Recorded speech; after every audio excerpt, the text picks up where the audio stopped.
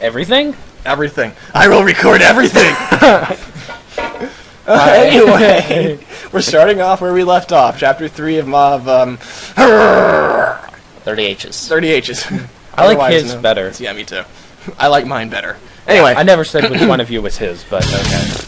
Harry slammed his book shut. It wasn't really a book because the pages were made of lasers, and the words were made of headless women making godless love to dragons made out of motorcycles. But it was still reading. Wait, the book was reading? No, it's the same reading. It's the same principle as reading Playboy for the articles. Oh, right. For the lasers. The same principle. Dumbledore, if you don't stop, we'll starve, and no one will be around to kill everyone in the universe if we get around to bringing everyone back to life after we killed them. What? I am no longer Scrumblegort. Scrumblegort. The ancient man dropped some of the planets he was juggling. The worlds have shifted. I am Dumblecop of the Dark Meal. He flexed one of his legs, which was made of pistols, and kicked the planet in half. Bugger you, Dark Meal. Vanguards of 1,000 suns. It actually did have the R. Dumblecop snapped. And what of it? Is it a sin should a man feel like fagarting a sun or 1,000? Why should the suns heave through the void if not to be skewered by pawn orange bagholes? Alright. Harry cast a glance at the book. Unsavory sounds emanated from the particularly damned chapter. He was hungry. He looked at a nearby cup. It had a faded brown film on the bottom. He thought about trumpets. Trumpets! Harry, trumpets! Goddamn trumpets! Oh, god damn it. If I ever see a trumpet, I will probably rape it. Fagarting a summer. Yeah. I will fagarting around the universe. that was actually pretty epic. Yes. Yeah. It's still a little weird, though. Anyway, chapter 4. Wait, Harry Potter is weird in general, so... Harry had found some food. It was guarded by 3 in a million thousand surf ninjas. Surf ninjas. Surf ninjas. All right. Fuck! You must have bend your knees and feel the waves. For it was the last food on Surf Ninja Moon X. The ecology had been decimated by surf ninjas. So the last food was a cabbage and mustard sandwich. Fuck. Harry squatted in the ruins of a castle, which had been many skulls arranged to resemble one large one. Oh god, I'm having flashbacks to my immortal. It had been poorly done, with the cheeks fading into an amateurishly executed jawline. The silent killers of the night had negated their innate advantage by only flying their craft in surfboards during the day. Very I mean... ninja. Yeah. They're worse ninjas than Naruto is. I think it's just a title. No, they're just better. They're still better. I think they more resemble pirates. No really. one's worse than Naruto. Nobody decides to wear an orange jumpsuit. Ninjas are better. Ninjas are better. I mean, Pirates are better ninjas. ninjas than Naruto. Then again, but With his orange jumpsuit. on the contrary, the One Piece people are really good pirates. Harry was about to eat his cabbage witch when a man in a tuxedo appeared from behind nothing much. He stood 10 feet tall, and his head seemed wrapped in unwrappable darkness. I am Rape Bradbury. I write critically acclaimed fiction that always turns into fact. That's why I have more money than anyone.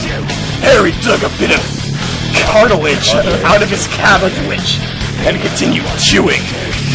Would you care to discuss one of my books? I hear that Harry fished out another bit of cartilage. It was a cartilage and mustard sandwich. Okay. Instead of cabbage. You shouldn't believe everything that everyone says about me.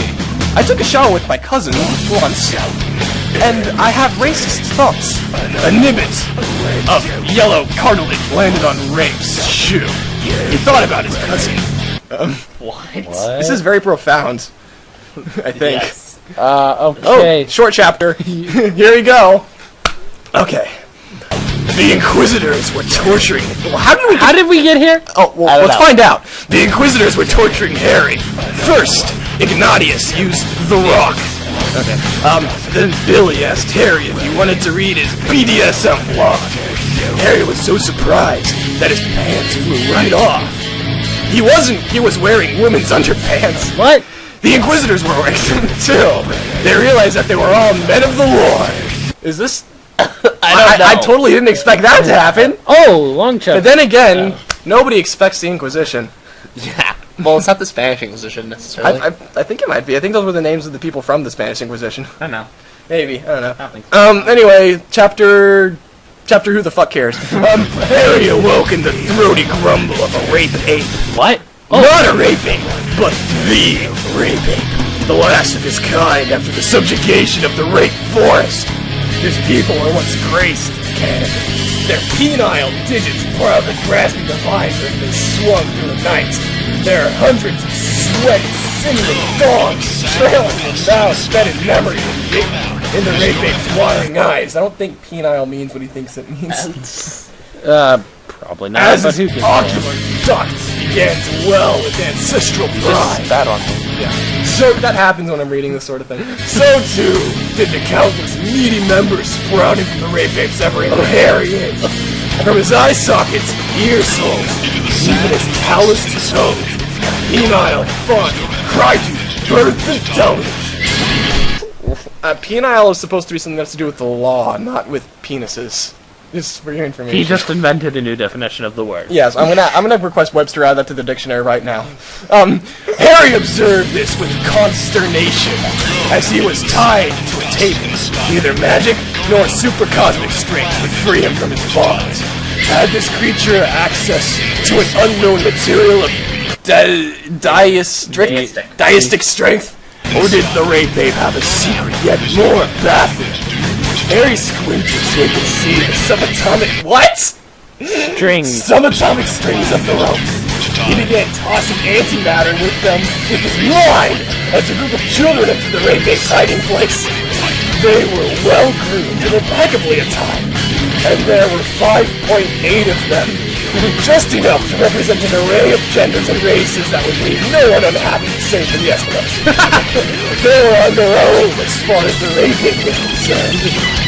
Why do you cry, rape ape?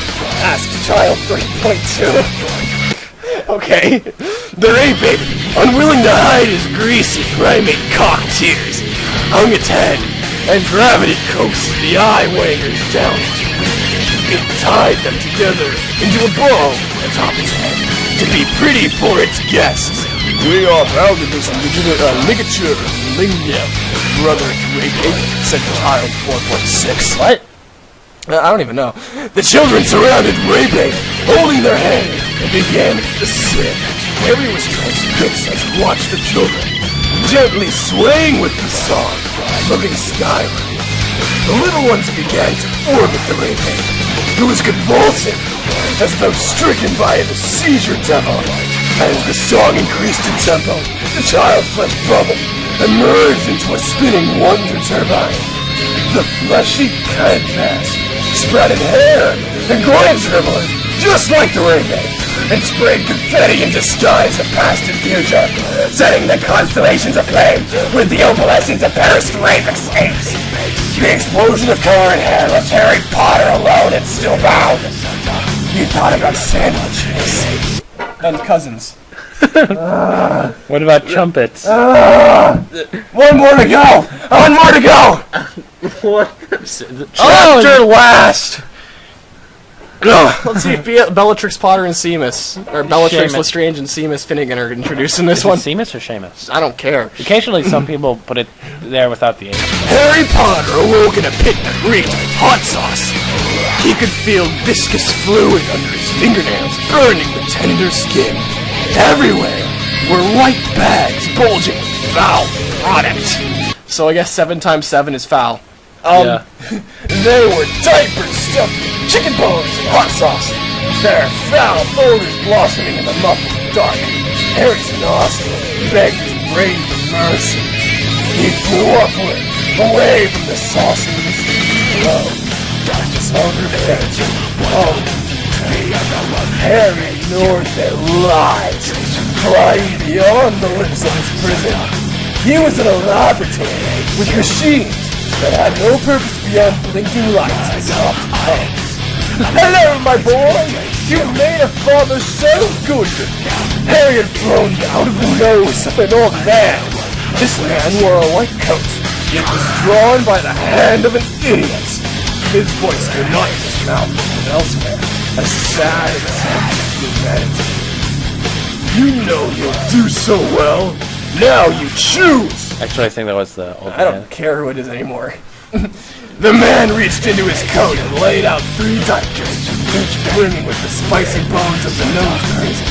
He removed his hand and stuck it on the spike on the countdown to keep it from rolling away.